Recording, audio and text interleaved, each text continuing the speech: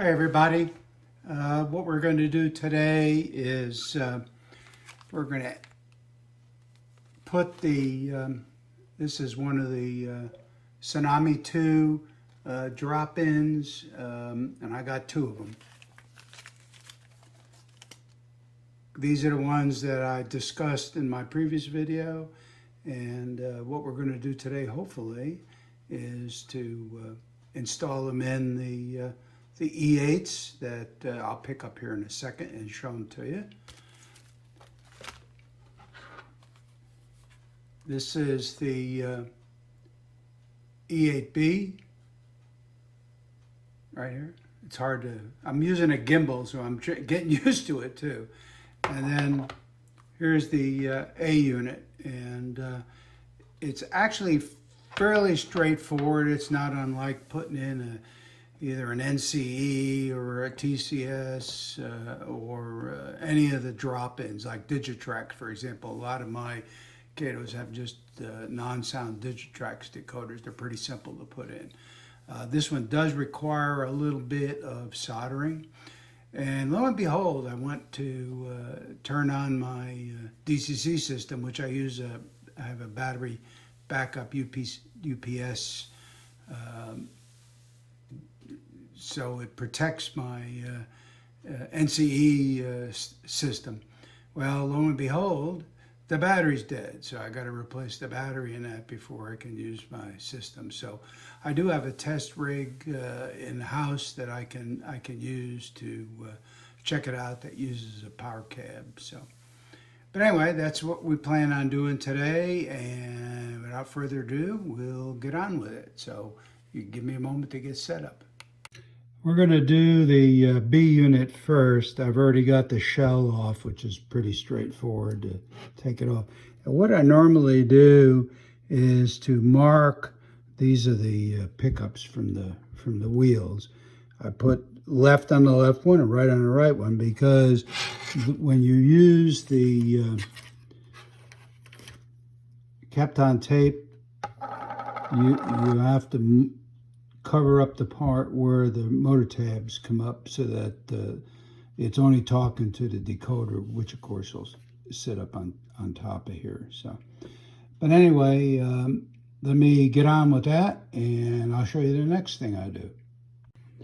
So while the pickups, electrical pickups, were still on the engine, I went ahead and marked, and you can see, and I use a Sharpie to do that with a fine point. Remove those from the engine itself, and that's how it looks right now. That's the motor tabs there. So, okay, so you take those off, mark them, and then you put the Kapton tape on. And you put the Kapton tape on so it rolls from the edge to the inside. And I'll show you. What you do is you wrap it. That's one of the reasons why I mark which ones are right and left. So you wrap it from the outside, and then you gather it in the middle, and then we'll trim it on the inside.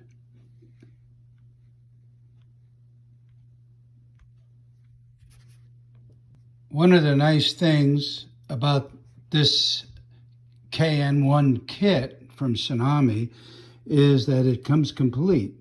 There's even some Kapton tape, which I may or may not use. There's the circuit board, or the decoder. There's the speaker, a couple of LEDs, which we're not going to use since this is a B unit. This is the speaker wire. And then here's the various sets of different size baffles that as you can see. And the speaker fits in every one of those. And it's just a matter of the room that it has in the back, probably be back in here someplace. So, but anyway, what we'll do is we'll start test fitting everything and see where we go from there. So what I did off screen, first of all, is I went to Amazon and ordered a replacement battery for my UPS that runs my DCC system. So I should have that tomorrow. But anyway, what you do with the wiring for the speaker, and I use this little piece of tape over here and to hold the speaker down, because I mean these pads are tiny. You strip this, I believe this is like 32 gauge wire or thereabouts. Strip it with your thumbnail, tin it a little bit. There's some of my solder flux, my Weller soldering iron, and a little bit of solder. So I tinned those a bit, put it on there, and then what you do is you're going to have to measure how far away the speaker is going to go. And I think I'm going to probably have to use, if I can find it, where my hand is, this very small baffle, because, and I may have to put it in here sideways. So we'll have to see how, and there's other ones I can pick from, so it's not a big deal. So the boards fit in there.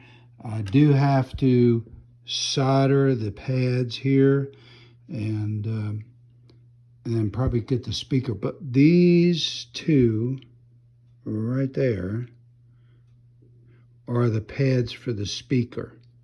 So once you decide exactly where the speaker goes, then you wire that there. You measure it and then cut them and wire them on there, and that'll give you the speaker. So it's pretty well done. It's fairly easy to do the B unit because you don't have to go ahead and solder on. This is where the front LED would go, and what you would do with the A unit is to take the light board out of the A unit and measure the length of the LED in the bend, because it's got a bend in it, and then you just make the other LED that comes in the kit look like that one, solder it down, and you're good to go. And everything else is pretty much the same with these. So anyway, I'll get on with working on the speaker, and we'll see where we go from there. Hi everybody. Just want to let you know that we had kind of an uh-oh with the KN1 going into the E8. I couldn't find a spot to put the speaker without having to do some machining, which I've never done on one of these. Any of the Katos or any other kind of engine myself. I used to use Aztec frames, but they're out of business now. I do have one in another E8, but then if I do that, then it won't have any sound in it. So I'm going to have to figure out how to handle that. Also this week, I did call Soundtraxx to see if they had any guidance. And of course, we did talk about the F unit. I do have an F unit with the same decoder in it. And there is room behind the board, their decoder board for the speaker. But the E8 does not have room because the body basically comes up almost to the top where the weight is in the rear area. So I got to think about that this week, and by the end of the week, I should have a solution, and I will reveal that in part 2. Off camera, I did run the E8B with the just a decoder board in there without the speaker, and it ran fine at 0.3. So I know I did the install right. I got to figure out where the heck to put the speaker.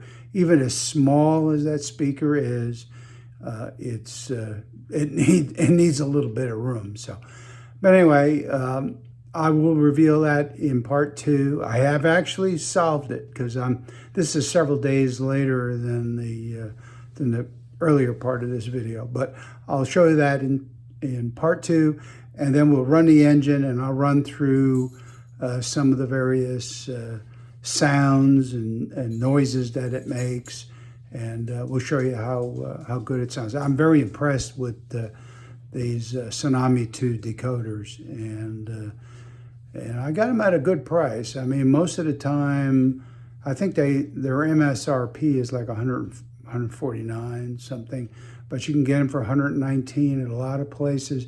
And then if you go use Vinny's discount at Yankee Dabbler, you can get another 7% off. So, but anyway, we'll see you next time. Bye.